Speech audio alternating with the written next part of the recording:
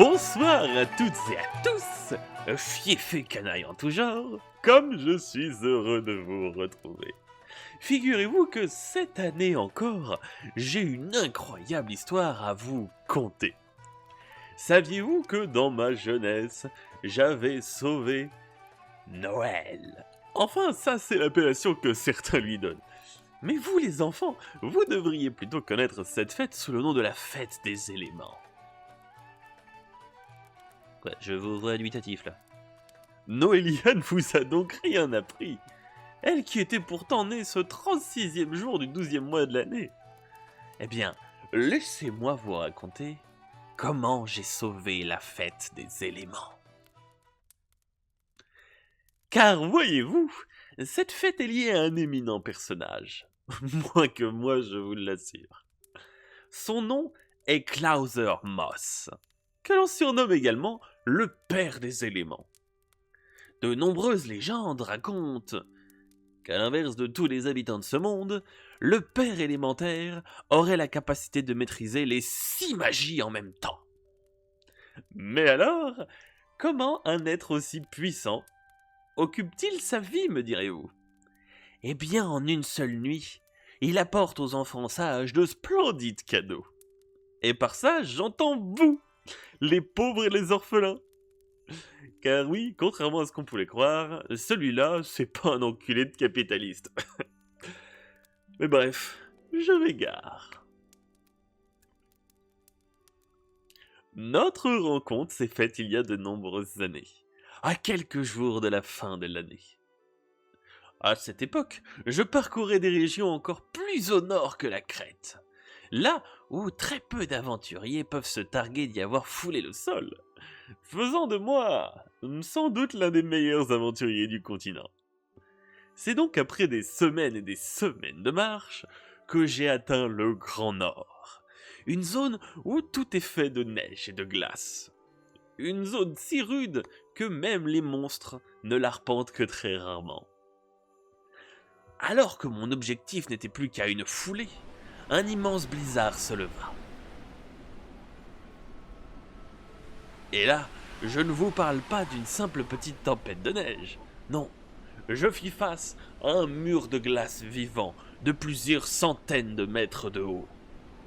J'utilisa toute ma puissance pour fendre ce blizzard. Comment ai-je fait? Eh bien écoutez Nock, je me suis servi de Dunkel Height. Ma cape m'a permis de me cacher aux yeux de ce blizzard et ma toute puissance me permit de le franchir sans aucune once de difficulté. Après, je réussis à traverser ce maelstrom, j'entrai dans l'œil du cyclone. Et ce que j'y vis m'enchanta. Une maison, que dis-je? Un véritable manoir en bois sombre comme la nuit, mais robuste comme les écailles des antiques dragons. Je frappai alors à la porte, cherchant l'asile auprès des locaux. Je leur apportais ma merveilleuse personne. Tous devraient se réjouir de me voir ainsi entrer dans leur vie. Mon attente ne fut guère longue, car on m'ouvrit rapidement la porte. Sans doute savaient-ils déjà à qui ils avaient l'honneur de faire affaire. Je tombais alors sur un homme grand comme un dragon, massif comme un chêne et robuste comme l'acier. Et croyez-moi, il m'est très rare de faire l'éloge de quelqu'un d'autre.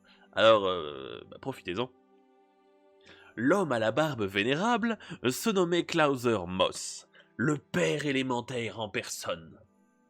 Et avant que je puisse me présenter, il m'appela par mon nom et m'invita à rentrer me mettre au chaud.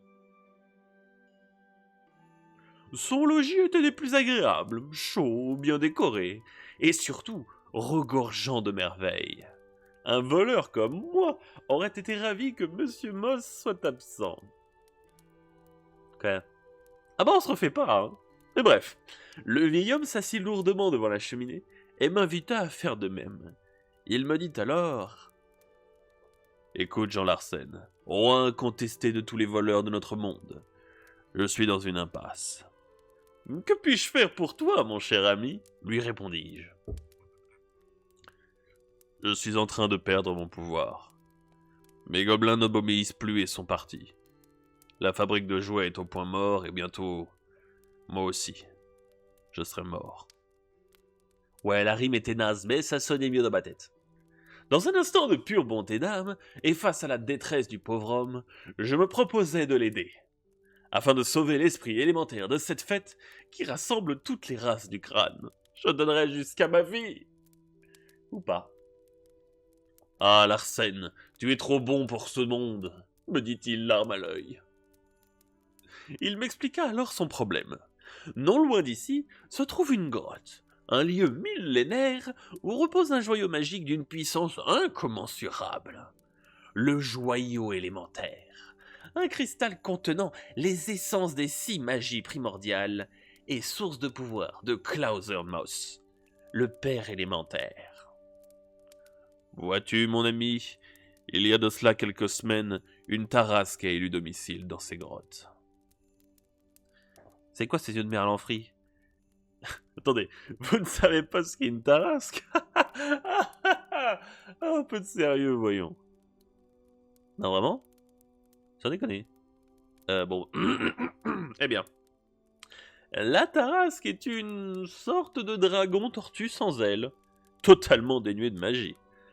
Par contre, elles ont la capacité d'absorber la magie de leurs ennemis afin de la retourner contre eux. Imaginez un petit peu la puissance que pourrait avoir ce dragonoïde avec les pouvoirs magiques des 6 éléments en même temps. Oui, c'est terrifiant. Mais pas pour moi, Jean Larsen, le roi des voleurs. Cette créature n'était qu'au final qu'une ligne de plus dans le récit de mon incroyable histoire, et je promis à Klauser de vaincre ce monstre et de lui rendre son cristal. Après m'être sobrement restauré, je pris la route en direction de cette mystérieuse caverne que m'avait indiquée Klauser. Accompagné par quelques gobelins encore fidèles à l'élémentaire, j'atteignis la grotte en à peine 1 heure. À première vue, tout semblait normal.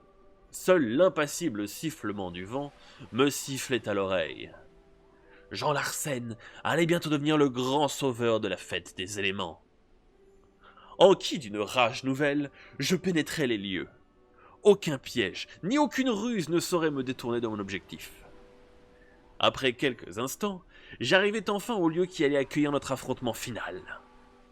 Il s'agissait d'une caverne aux roches cristallines de glace et de pierre. Je ne saurais dire si c'était plus l'un que l'autre, mais ce qui était sûr, c'est que j'avais très envie d'en chourer comme un petit peu. Mais ce sentiment fut vite balayé lorsque je l'aperçus. Essayez d'imaginer le plus beau cristal de la création. Une pièce maîtresse qui, aux yeux du monde, balayerait tout comparatif de beauté. Cherchant des yeux la créature, je lui annonçai ma présence. Montre-toi, vile créature des enfers, et viens affronter ta funeste destinée. Ma voix ricocha sur l'ensemble des cristaux de la grotte, créant ainsi une armée de mes vocalises. Ouais, ça aussi ça sonnait bien dans ma tête. Mais bref. Après quelques petites secondes de silence, je vis enfin paraître le bout de son nez. Enfin, un museau. Enfin, quoique les dragons au bout de la trogne. Une tarasque immense. Ses écailles étaient irisées des couleurs des 6 magies élémentaires. Le combat n'allait pas être simple. Et il s'agissait sans doute de l'un de mes affrontements les plus épiques. Faisant voler ma cape de la main, je me saisis de mes dagues et me rua sur la créature. Hurlant son infâme cri, la bête me lança bon nombre de sphères magiques. Feu, glace, ténèbres et bien d'autres. Toutes fondirent sur moi. M'enveloppant dans les ténèbres, je me soustrayais à la vue de la créature. Escaladant les parois comme si ma vie en dépendait, j'attins enfin la créature en hauteur. Ne soupçonnant rien, je plantai mes dagues profondément entre les écailles de sa carapace, cherchant à déceler l'une d'entre elles afin d'atteindre sa chair. Sentant mon emprise, la créature sauta de son perchoir et vint s'écraser carapace contre terre. Grâce à mes immenses pouvoirs, je glissa dans Ténébris, et alors que cette idiote de créature s'était retrouvée sur le dos, je réapparus sur son ventre et je l'ouvris comme un porc. Tenant son cœur entre mes mains, j'ajusta lentement mon emprise avant de finalement porter le coup de grâce. Et voilà comment j'ai vaincu cette immonde tarasque. Bah quoi, c'est quoi cette tête? Vous avez pas mon histoire? Elle est vraie de bout en bout, celle-là, je vous signale. Non mais oh. Enfin, le monstre était vaincu, et il ne me restait plus qu'à annoncer la nouvelle à mon ami. Il va vraiment falloir que je fasse un effort d'écriture les prochaines fois.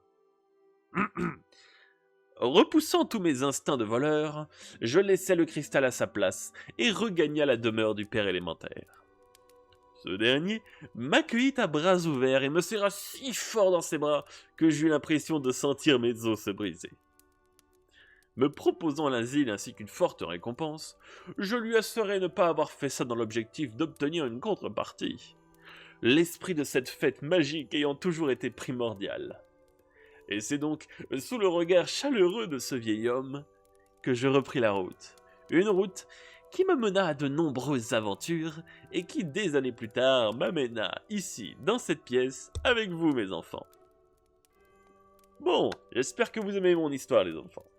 Et je vous assure que tout est véridique. Bon, allez vous coucher, hein, sinon le père élémentaire ne passera pas. Bonne nuit les enfants, et joyeuse fête des éléments.